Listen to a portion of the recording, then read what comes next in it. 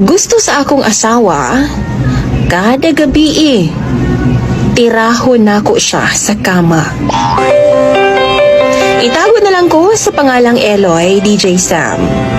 31 anyos na ko ug 5 ka tuig na nga minyo ngadto sa akong misis nga si Ana May. 33 anyos na pud siya, DJ Sam. Si Ana May, simple lang siya nga pagkababay. Di pud siya maluho, DJ Sam, sama sa problema sa uban, pero doon na pud siya tinaguan. Una mi nagpakasal, DJ Sam, 7 pud mi kabulan nga nagkauyab ni Ana May. Hot kaayo siya sa kama.